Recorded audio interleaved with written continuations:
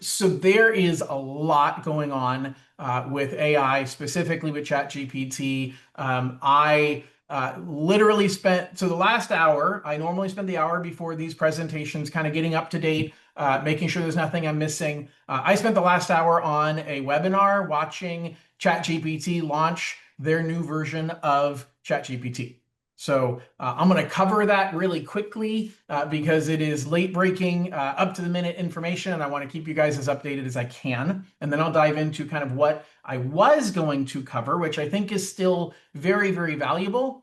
But I think I need to dive into really what was announced today, what is still literally being announced right now, and what I know so far.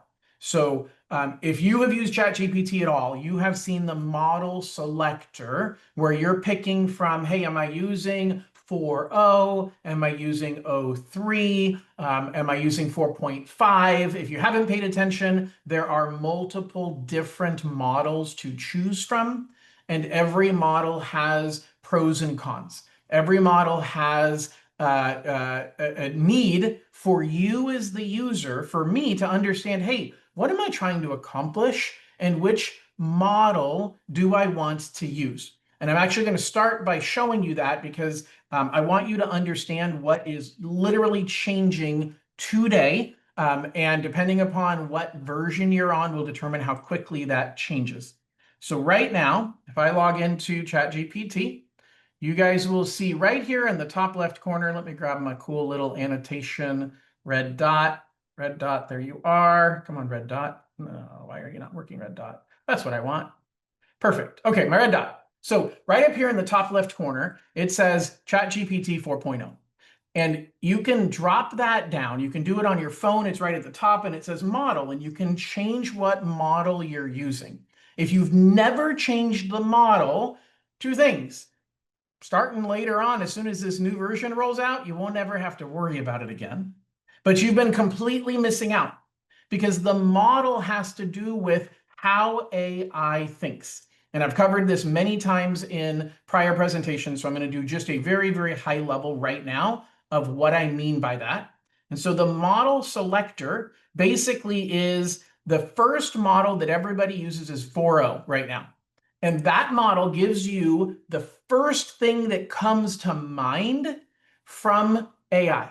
So it literally just guesses and it doesn't think about what you're trying to accomplish. It just gives you the first thing that comes to mind. And you have to recognize, hey, if I want advice, do I want somebody to give me advice based on the first thing that comes to mind? Or do I want somebody giving me advice based upon thoughtfulness, based upon questions and analysis? And in most cases, you want your advice to be thoughtful. You want your advice to be considerate of not just what's the first idea that came to mind. It's like most of you are realtors. If you have a client saying, what should I offer on this house? Well, the first thought that comes to mind is, well, offer what they're listing it at. Like, that's the first obvious answer. Does that make it the right answer? Very rarely. Very rarely is the first answer that comes to mind the right answer. And so if you haven't been looking at reasoning models, reasoning thinks before it speaks. It's like talking to a 5-year-old and they give you an answer and you're like, no, no, no, think about it. And they give you a different answer and it's like you're not thinking. Like, think about the answer before you say it. Well, this is changing. Effective today, and I don't know their rollout. They say it's rolling out today, but I literally was on a webinar an hour ago. ChatGPT is rolling out version 5.0, okay, or 05, I'm not sure what they're calling it, GPT-5, okay? So currently you have 03, you have 04, and you have 4.0. You technically have 4.5 and 4.1. What they said in this webinar an hour ago, I literally was watching it for the entire last hour, and then I ran down here to my studio to jump on here, is they said they are no longer using any of these other models. Everybody, including free users, is going to be using the new version of ChatGPT. It will decide automatically whether it needs to think or whether it can just give you a quick answer. And it's supposed to be a lot faster in answering. Now, I don't have it yet. It's not rolled out yet. I haven't tried it at all. But I want to point it out because it's something I've said a lot in my videos, in my webinars that I've done for the last 6 months, is I've made it really clear this is important. And hold on, I got a comment here. Let's see here. Heather says that seems like good news for free users. It's absolutely good news for free users. But, and I'm going to share what I learned over the last hour. Again, this is all new. The webinar is still going on. So what this is going to allow is the computer deciding whether it needs to think longer or not. But the less you're paying, the less it actually will use the newest version. So you're going to get a certain number of prompts that are going to go on the new version, and then it's just going to automatically default to the 4.0 version after that. So you are going to have to recognize, and I don't know what it's going to look like, but you're going to have to recognize that at some point, and let me actually back up and describe how Sam Altman said it on the webinar an hour ago. He said, ChatGPT 3.0 was like talking to a college graduate and asking a question of a college graduate. ChatGPT 4.0 is like talking to somebody who has a master's degree in that topic. ChatGPT 5 is talking to the premier and preeminent expert in that field beyond anybody else on the planet.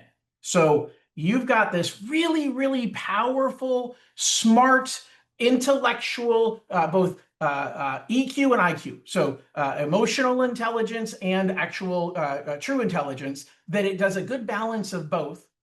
But if you're on the free tier, you're only talking to that one for a certain amount of usage. They didn't define what the amount was.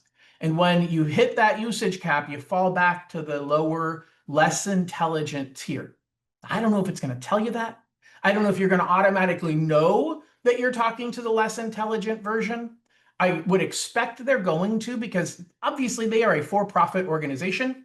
You can argue that if you know anything about the structure of ChatGPT and OpenAI. They're technically not, but they are. But the fact is, they're here to make money. They want you to go to the next higher tier. They want the free people to start paying $20 a month. They want the $20 a month people to start paying $200 a month. So Heather, you're 100% correct. It is going to be good news for free users. They're going to get, for the first time ever, the best version of ChatGPT as a free user.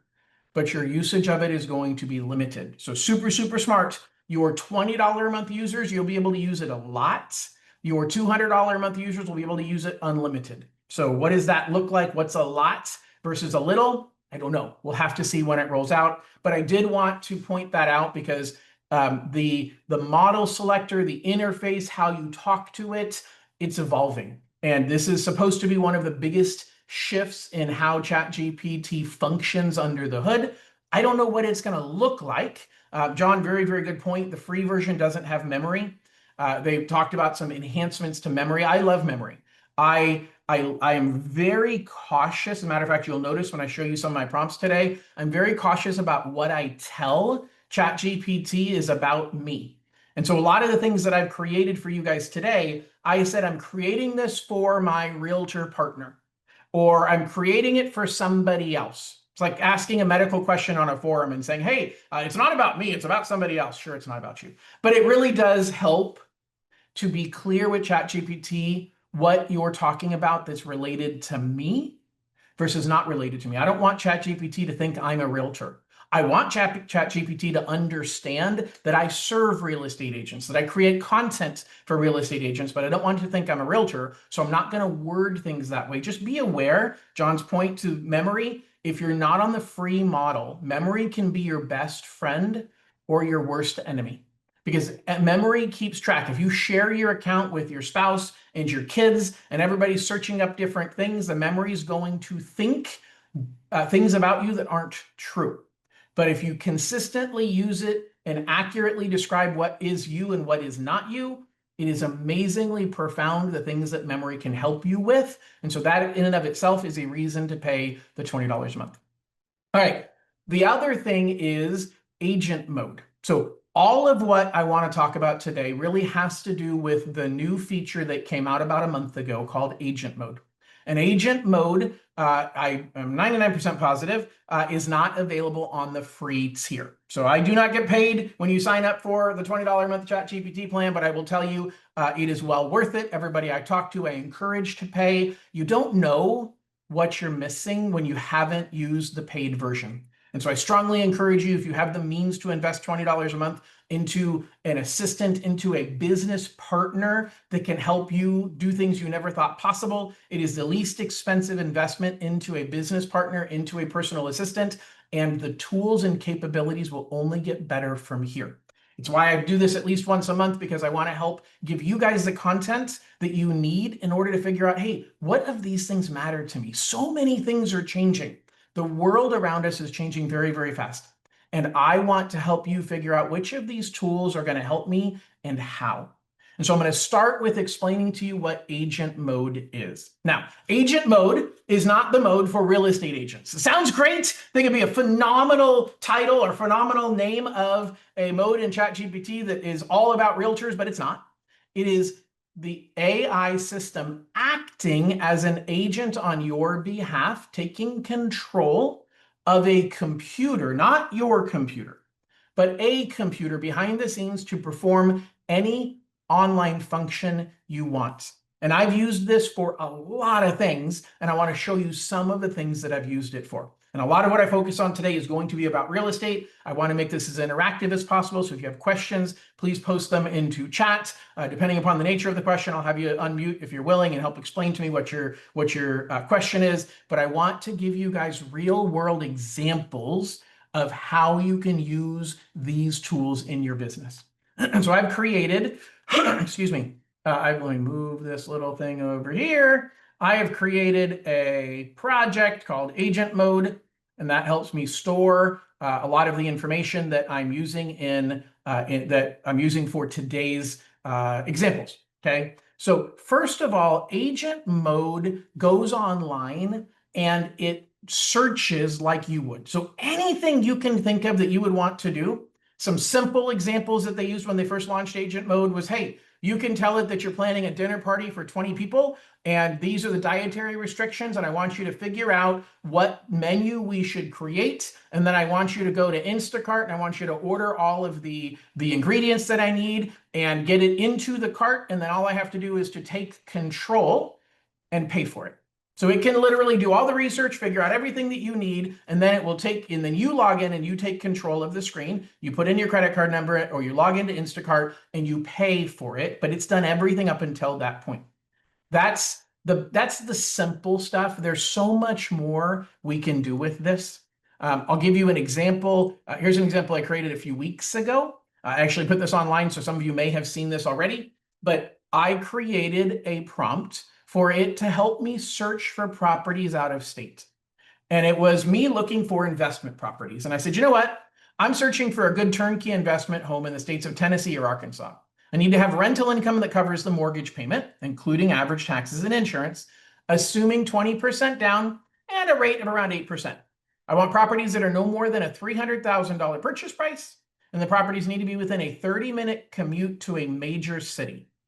Now, I don't know about you, but I don't know of any online search portal, any MLS system that's going to give me results like that.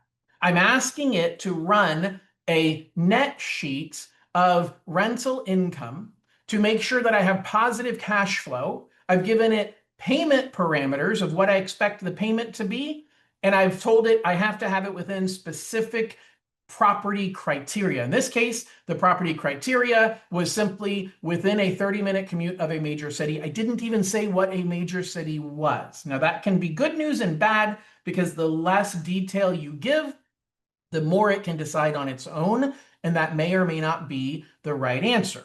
I said, put your findings in a spreadsheet, give me all of this information, estimate the rental income, and do me a favor, search online for this, estimate the mortgage payment and amount of positive cash flow.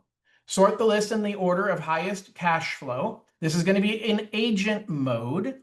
So please improve this prompt. This is the number one thing I teach over and over again if you've come to any of my webinars, which is have AI help you create a better prompt for AI. You and I, everybody says, John, how did you learn how to ask it these questions? I asked it to help me ask a better question. So I tell AI what I want, and then I say, now, help me make this a better prompt. Help me improve this prompt so that agent mode can run this as a one-shot prompt. And I said, okay, it thought for 16 seconds, and it created this prompt for me. The prompt doesn't really matter, but it created this detailed prompt. And I said, great. So I put this prompt right here. And I said, run this task. It worked for 29 minutes on my behalf. I went and took a nap. No, I didn't take a nap, but I went and did whatever I wanted to do. And it worked behind the scenes. And it figured out, it did some calculations, trying to figure out what the average taxes and insurance was. It figured out its own formula for how to determine if a property did cash flow, because that was the #1 criteria. And I can see right here every step. You don't have to look at every step, but I can see every step of what it did for me. It went and said, okay, I'll search for this stuff. I'll look on Zillow, Redfin, Realtor.com. It started searching, found some websites. I can even click on it and see the picture of the website. Okay, so it's searching Redfin, and it used Redfin's data. Cool. So now it went further, and it said, I'm going to look at this other information. I'm going to go over to these other websites, and it's searching here on roofstock.com about rental properties. So I don't know if in this case it was probably looking for an idea of what the rental income would be. It's doing all of this research. Oops, I left the agent mode. It's doing all of this research for me for 29 minutes. I didn't do anything. And it finished up and it came out with a spreadsheet. Now I had pretty specific criteria. I don't know why this is looking weird. I don't know if it's going to open. I had pretty specific criteria, and it gave me a spreadsheet that had 10 properties listed on there. I don't know why that's not opening. Oh, well, this is why we do live training, right? So it gave me a spreadsheet that gave me 10 properties for me to view that had the property address, the link to the listing, bedroom, bathroom count, purchase price, estimated monthly payment, estimated rental income, and estimated cash flow. It did all of that work for me. And literally you spend $20 a month for an assistant to do this for you. I'm gonna give you a couple other examples. So here's an example that I did. I actually did this one earlier this morning. And I said, hey, I am, let's go here. Help me create a CMA for a property that one of my clients is interested in buying. It's located at, and I gave the address of the property. I want this to be an agent mode prompt. So agent mode is what I'm teaching today. You have to be paying $20 a month to get agent mode, and you only get a certain number of uses of it a month. So when you go down here, yes, Kevin, this is recorded, so it'll be posted on my YouTube channel, and I'll send out a copy of it. So I can go down here, and I can see how many agent mode. I'll show you in a second where to see that, but you have a certain number of agent mode uses you get in a month, and you see when it resets. Okay, so use these sparingly. That's why I try and make them what we call one-shot prompts, because if I ask it a question and then I clarify, that's 2 prompts, and you only get a certain number of prompts in agent mode a month, depending upon whether you're paying $20 a month or $200. Okay, so I ended with 2 things. So I said, hey, I want you to tell me how much I think they should offer on this home. Now, I want to be really clear. A consumer could do this and say, well, I don't need a real estate agent anymore. But you and I both know that's not the case. And I don't believe it's the data that matters. It's the ability to extrapolate and understand the data. And it's the ability to negotiate that gives you value. So don't be afraid of these tools. Don't feel like, oh my gosh, I don't want to share this with my client. John, I don't want you even putting this video on YouTube because this will show people how to do this. Well, sure, they can do it. But the truth is, we've been afraid for years that, oh my gosh, if they get access to the listings, then they don't need us as a realtor anymore. That isn't the case. Okay. The data is not what makes you an expert. It's your expertise in interpreting the data and negotiating based on that interpretation that gives you value. So don't misunderstand where your value lies. Okay. So I'm telling AI, give me an idea. I want to give my clients some feedback on what I think they should offer. Okay. So I want you to help me so I can give my client feedback. But here's how I end everything I do in ChatGPT and any AI. I say, ask me questions one at a time to make this accurate. Always. Anytime I'm saying, hey, I want your help planning a dinner party, ask me questions one at a time so that you can understand what I need to make this happen. Okay, I always say, ask me questions one at a time. And the second thing I always say is, do you understand what I'm asking you to do? If you add those 2 sentences to everything you put into AI, my belief, you'll never go wrong. Because the first thing it says is, yeah, I understand what you're trying to do. You're trying to craft an agent mode prompt that automatically gathers relevant comps so you can advise your buyer on an offer price for this property. Yeah, you got it. If they didn't get it, if AI didn't figure it out, I want to know immediately. The way I thought of this, what I want you to think about is, how would you delegate to a team member? How would you delegate a task to someone, a human, sitting in your office that you say, hey, I want you to do this? Well, one of the key ingredients of proper delegation is feedback, is asking that person, hey, feedback to me what I've asked you to do. When they repeat back to you what you've asked them to do, you're able to confirm if they got it right or if they got it wrong. And if they got it wrong, no problem. It's probably your fault because you're the one that gave the instructions. So take responsibility and adjust your instructions. That is good leadership. That is good management and delegation skills. And if you recognize that's all you're doing with AI is delegating a task, use those same skills. If you don't have those skills, learn them, okay? But the number one thing is asking the person you delegated to, please repeat what it is that I've asked you to do.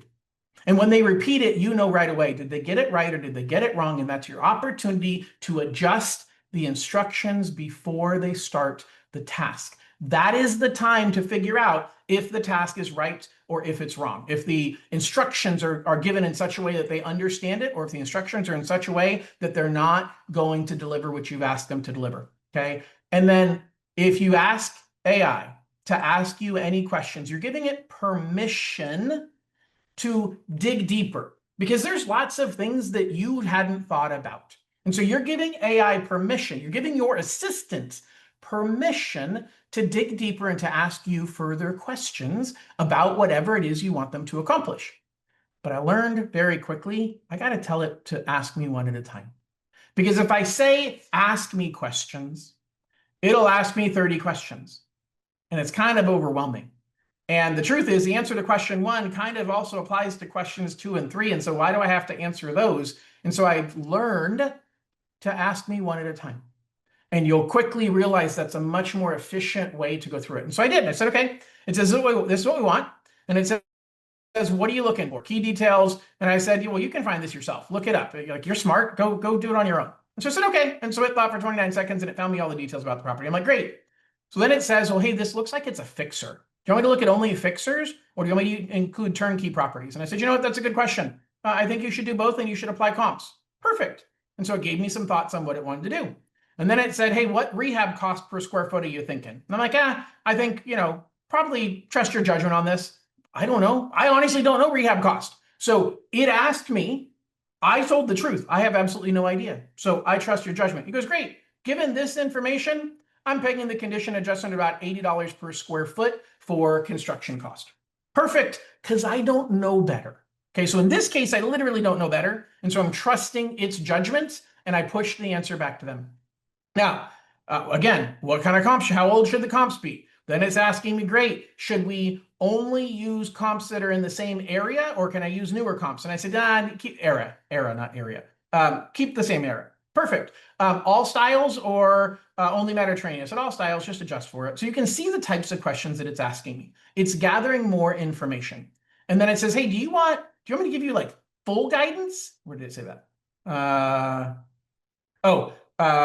Option about this one doesn't have a garage. So anyway, it created a full prompt. This prompt was very, very thorough, but I missed something. Right at the bottom of the prompt, it said, stop if the user hasn't granted MLS access. I didn't catch that. So I said, hey, here's your role. I pasted it in. I told it to go.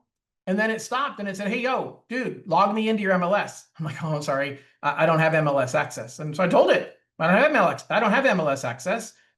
Find what's publicly available. Cool. So it worked for 10 minutes.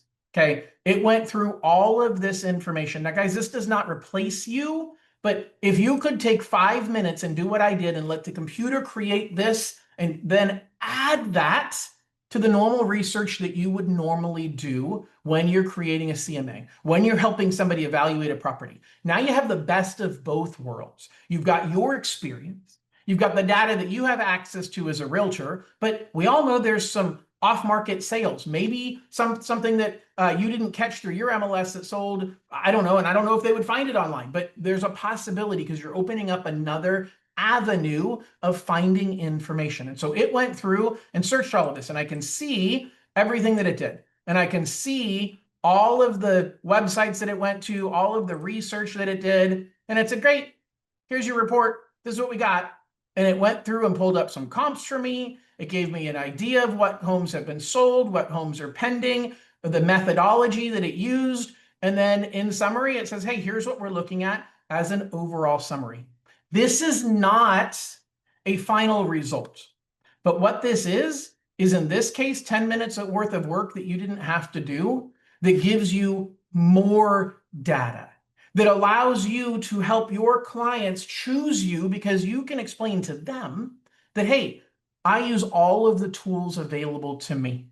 One of the things that I use in addition to the traditional tools is I use an AI tool that helps me to find information that may not be available through my traditional research tools. And that's an advantage that you get by choosing me as your real estate agent. I learned a long time ago that people buy features that they're aware of. And if they don't know the feature exists, then they won't buy it. And it's just like when you have a listing presentation and you're talking to somebody and you're saying, hey, I put your house on the MLS and it puts it out to all of the sites that are out there. That sounds good. And then the next person shows up that does a listing presentation and they say, hey, I market your property on 7,252 websites instantly as soon as your property goes live. Well, the truth is you do the same thing. Like whatever the number is, there's a number of websites that your feed automatically goes to when you put the property into your MLS. But the difference is how it was said. The difference is the person says, well, gosh, you both sound really similar and you both have similar work and experience and you both come highly recommended, but you put my listing on the MLS and that's one place and he puts my listing on 7,422 websites. Well, I'm going to pick him because he gets it out to more places. He doesn't, but the way he said it gets the attention of the buyer. It gets the attention of the seller. And so I'm not telling you to fake it. I'm not telling you to say, oh, I'm an AI realtor and I use AI. Everybody is saying that. But give examples of what you do. And this is an example of some of the things that you can do in your business that can differentiate you both from the data that you're getting, but also from the ability to market yourself as someone who's using all of the most current tools. Okay. So here's another example, which this was a prompt that I put in because I have a bunch of websites that I'm using. And I wanted it to figure out, hey, how should I use these websites? Like, what am I doing properly? And what should I do with these websites? Now, you can pay a consultant to go through and do SEO optimization for you and help you figure out and evaluate your strategy, or you can pay 20 bucks a month to ChatGPT, and it can literally do an online search and review. And so this worked for 19 minutes. I said, hey, I want you to go through all of my web pages and help me figure out my strategy. And I got a very thorough report. So a very thorough report giving me lots of detailed information, way more than I can digest. Way more than I would never read through all of this. I would never digest all of this. And so I'm going to give you guys a tool that if you're not using already, it's going to be a tool that you should start using regularly. And it's called Notebook LM. So posting comments if you've used Notebook LM before, I'd love to know what your experience has been with it. But Notebook LM is an absolute game changer in digesting complicated or large amounts of data. Notebook LM is a free tool. I'm going to zoom in here a little bit so you can see a little better. Notebook LM is a free tool through Google. So as long as you have a Gmail account, so John says he started using it. So we've got, I don't know how many people we have here today, but 20 some odd people, and we've got one that has used it. So it is a free tool that allows you to digest complicated information. So I did a deep research on scholarships. I have a child that just started senior year today, and we want to know about scholarship options for her for next year as she's going to college. And so I did this deep research of all of the information that I thought would be valuable, and it came up with all of these different scholarships that we should consider. Okay. And so I did that deep research prompt. And the fact is, I've got way too much information for me to digest. And so what I did is I actually had it create a video overview of all of the information that I had digested. Now, it can do audio overviews. It can create what you would call a podcast that is two people talking about the data. So I can take that long research that ChatGPT created, the information about my websites, and I can say, well, that's all good, but I'm not going to read 50 pages of data. So I throw it into Notebook LM, and I can have it create either an audio overview, a conversation of two people talking about this particular topic, this particular data. And the newest feature that just rolled out last week is it can create PowerPoint presentations with audio combined. Okay, so Terry uses Notebook LM as well. Terry, I'm wondering if have you tried the new video option? I'm going to reshare my screen here, and I'm going to show you guys with audio. So hold on here. Can I add audio without? I don't think I can. All right, so let's stop my share really quickly, and let's reshare with sound. Okay, so this is what it can do for you. All right, welcome to the Explainer. Today we are absolutely cracking the college code.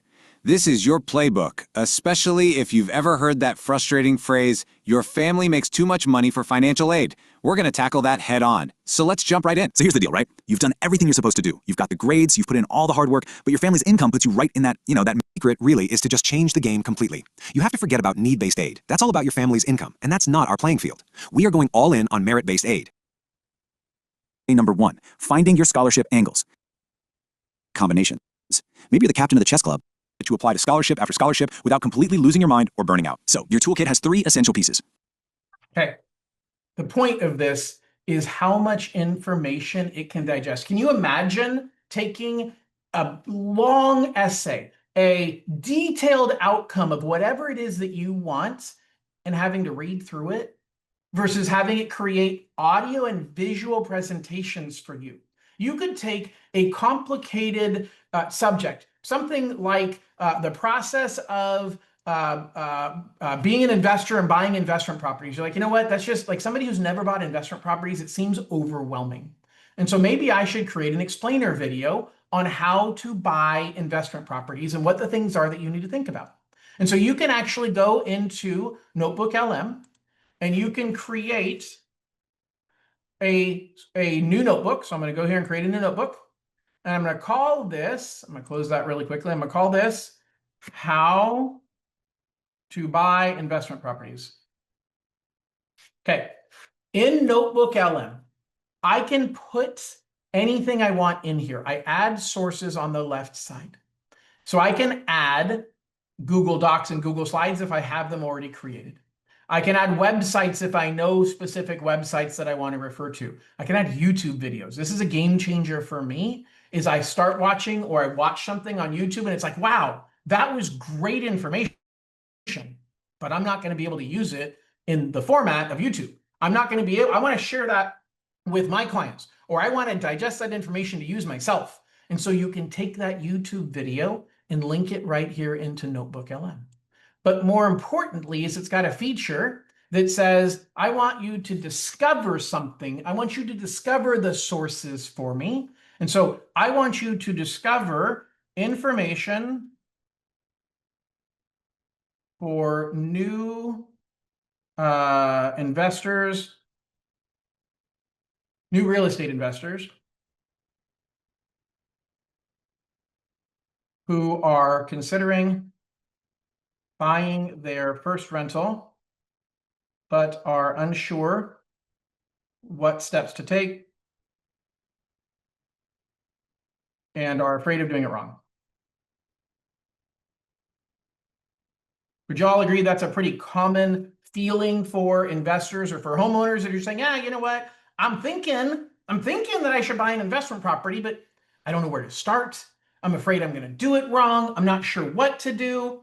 Well, that's pretty good. So the 6-step guide to buying your first rental property, 8 mistakes real estate investors should avoid. How nervous were you buying that first investment property? So it pulled up a Reddit post. The complete guide to financing an investment property, understanding return on rentals, 7 landlord-tenant laws, due diligence for real estate, IRS. Pulled some information from the IRS about rental property depreciation, understanding advantages and disadvantages of long-term rentals, and residential property management procedures. Well, I want to get rid of that one because I'm not sure that applies to my clients. So I'm going to get rid of that one. And I don't know, the IRS can be kind of boring, so I'm not really sure I want to go there. But everything else looks pretty good to me. Obviously, you can vet any of these. You can click on them and open them up on a link and check it out. But I'm going to import all 8 of those. So it's now digesting all 8 of those right over here. And now I simply, in the middle, can start asking it questions. Or on the right side, I can have it create a report. I can have it do the video. So I'm actually going to do that. I'm going to say, hey, create a video overview. So it's going to take all of this information. Guys, I did not pre-plan this. I did not come up with any of this ahead of time. I didn't vet any of these websites, but it's going to create a video overview based on the information in these websites. But I can start by asking questions saying, I want to create a social media post to get my past clients interested in rentals. From the data you have, what topics should I cover? Now, here's the big difference between Notebook LM and every other AI system. It can't go beyond what you have over here on the left. It cannot. So if the information is not there, it will say, I don't know. So I'm going to click here, and it can only look at these 8 sources. And I can actually choose to remove a source. I can choose to say, you know what? I actually want you to answer questions only based on this one. And so I'm going to uncheck them all and only check this one if that's what I want to do. And so this is a way that you can use to generate easy, simple outcome or outputs, answers from complicated, extensive amounts of information. So here it says, to help your past clients get interested in rental properties, you should cover topics that highlight both the potential benefits and necessary preparations. So the powerful benefits of rental properties, the tax advantages, essential steps for success in rentals, building your expert team, analyzing deals. All of this sounds really, really good. I'm going to take all of this stuff and I'm going to put it back into ChatGPT because Notebook LM is not very creative. It's not designed to be creative. When you are looking at data and trying to get an exact answer from data, you don't want it to be creative. You want it to be accurate. So now I'm going to go back to ChatGPT and say, turn the info below into a great social media post with the intent of converting past clients into prospects that want to diversify their investments into rental properties, into real estate rental properties. Okay, and I am literally just going to paste in everything that Notebook LM gave me. So you guys, I'm gathering information. I didn't have to research any of these websites. I just went to Discover, and it pulled sources for me. I used those sources and I asked it a question and said, hey, what kind of information can you pull out of here that would be good for social media posts?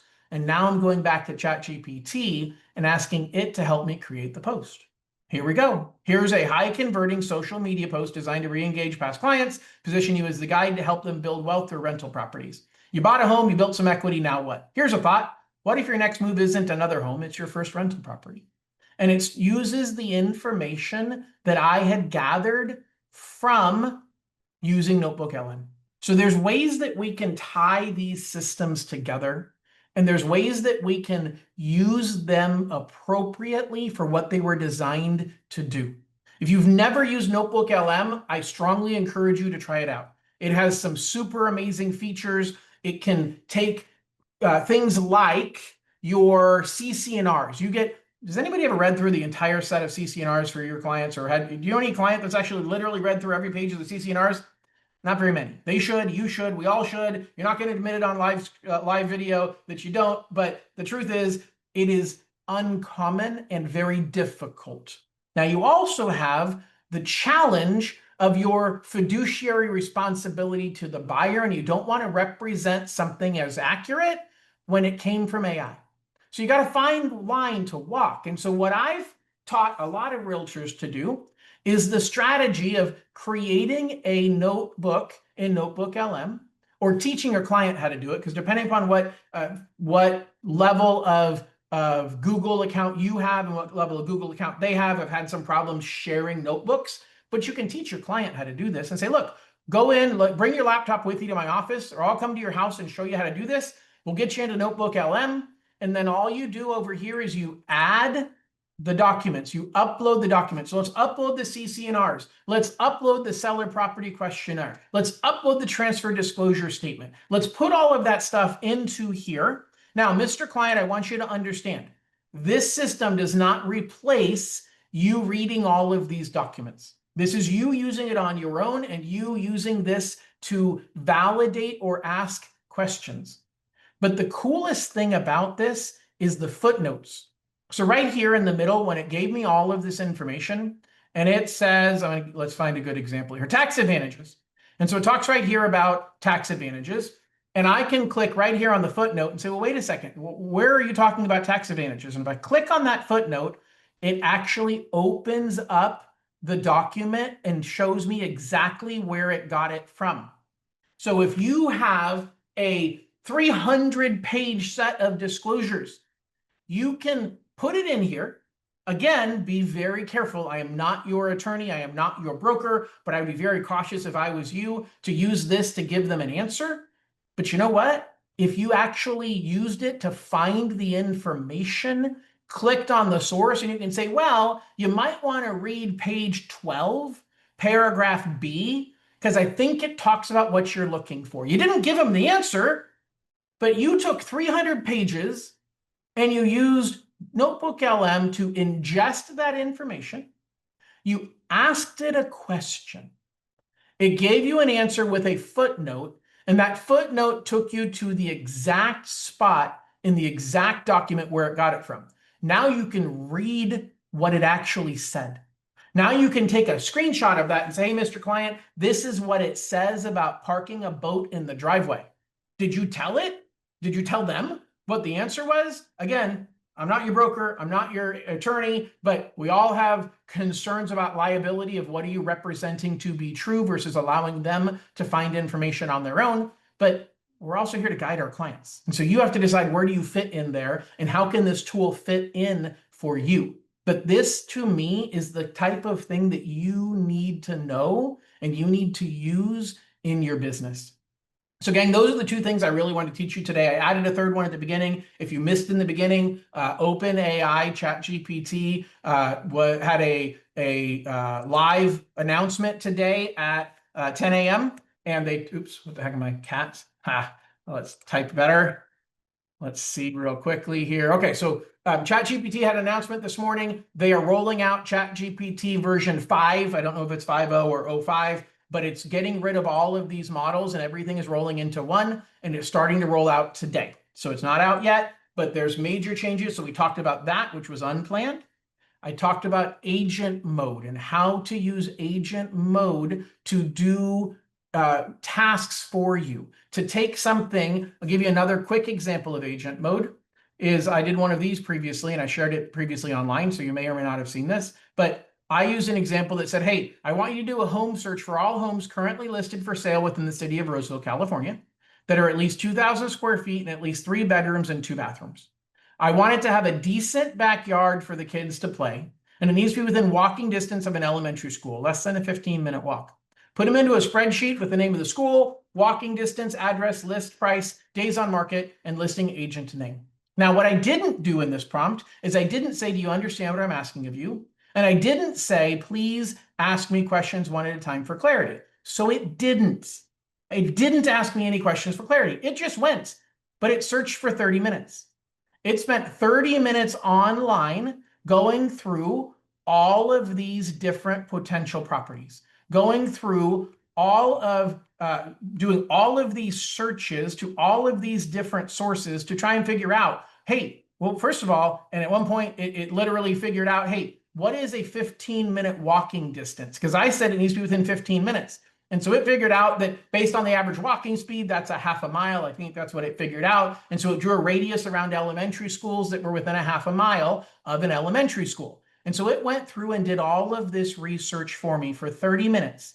And at the end, it came out with a spreadsheet. And it gave me a list. This is about a month old. So hopefully these properties have already sold for the sake of the listing agent. But it gave me a list of all of these, and it actually showed me what school it was nearby. It showed me the distance and the estimated walking time. It showed me the average days or the days on the market at that time, who was the listing agent, and details about the property. Okay, that is not something that you can get through any typical property search portal, whether it be your search portal as an agent, whether it be the public search portals. I am unaware of any portal that can go to that level. And so remember, your expertise is not about your ability to search on their behalf. That was lost a long time ago. So give your clients more tools. Show them how to use this. Do this on their behalf or teach them how to do it. But it is something that your competitors are not doing. And so you can show your buyers. You can do the opposite. You can take a listing and ask ChatGPT's agent mode, help me figure out who the perfect buyer is for this property. And so it's going to research the details about the property that you just listed, and it's going to help you figure out, well, what's the demographic of that perfect buyer? And then you can ask it, help me create a marketing plan to market this property to this demographic of this buyer. Like, there's lots of different ways you can think about using this tool. This is the best valued assistant you're ever going to get at $20 a month. Now, I pay the $200 a month. I tell people ask me, John, why do you pay that much? Because it gives me unlimited use of all of these features and I use them and I don't want to be constrained. And $200 a month for a staff member who can do all of this is a heck of a deal. Now, the next question everybody says is, do you think I should pay that? And I say, no. Use it for 20 bucks a month. Use it at that level and run out of usage. And if you regularly run out of usage, upgrade. But if you're not running out of usage regularly, don't upgrade. Don't spend the money. Okay, I'm not advocating that you spend the $20 a month. I'm simply saying that I do that. So some of the things that you'll see from me will include the, some things that you're saying, well, wait a second, I don't have access to that because I'm paying the $200 a month, but it's because I used it more than the $20 a month plan would allow me to use. And so it's worth it for me to spend the $200 a month. All right, I've got about 10 minutes left and I always want to leave time for questions. And so does anybody have any questions about anything I've talked about? Uh-oh, my camera just went dead. I'm going to switch cameras. Hold on. The computer has not been my friend today. All right, let's see here. I switched cameras. Why is it not showing me on that camera now? Hold on. Let's get rid of my background and see if that fixes the problem. Nope. Oh, well, just pretend I'm here and ask me questions. So I'm here, really, I promise. What questions do you guys have for me about anything that I have talked about or anything that I haven't talked about so that I can help guide you? Anyone? Let's see. Let's put an avatar in here. Well, let me put an avatar. There you go. Now I'm not human. I'm just a cat. All right. Does anybody have any questions? Does anybody have any success stories that they're using AI for in their business they're willing to share? Any thoughts, comments, concerns? Otherwise, I'm happy to let you go early, but I want to make sure I leave time always to help guide you or to give you extra information. So I have a question, John. Yeah, please go ahead. Yeah, you mentioned one part there where you're giving ChatGPT. They were asking for your login information for MLS. I'm just wondering, intellectual data there, you're sharing your login information. Is that really ethical to share it with ChatGPT? I don't know. That's a great question. So what you're doing is you're actually taking over control of the machine and you're logging in yourself. So what you want to imagine that ChatGPT has is it has what's called a virtual computer. Your virtual computer is a machine that is a real computer running somewhere else on a server. And you're taking control and you're logging in. As soon as that session is over, it wipes everything from that session. Now, do you trust AI? Do you trust ChatGPT? Well, if you don't, then you might say, well, maybe it's storing that forever and it knows my login. Maybe it does. Like, I can't tell you that it doesn't, but they say that it doesn't. And so you're not ever giving ChatGPT your credit card number. You're not giving it your logins. You're taking control. Does that make sense? Yeah, sounds good. Yeah. Okay, perfect. Terry says, no questions, came away with new ideas, especially the presentation creation feature, much appreciated. Thank you, Terry, I appreciate that.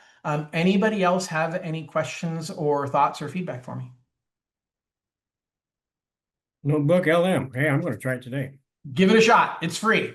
Thank you for all the information, John. You're very welcome. All right, gang. Well, if you've got no questions, then I will let you go. Thank you, thank you, thank you. Quick last reminder, I am not a nonprofit organization. I make my money through mortgages. And so if you know anybody who needs a mortgage, I would love the opportunity to serve you and to serve them. And so I appreciate your trust, and I appreciate the opportunity to take great care of you, both through teaching you AI and for guiding you and your buyers through the mortgage process. Thanks, everybody. Have an absolutely wonderful day. And Lupe said, what chat are you suggesting to start with? So Lupe, start with ChatGPT. It's the most comprehensive. The free version gives you 99% of what you need. Once the free version stops giving you what you need, that's when you want to start paying $20 a month.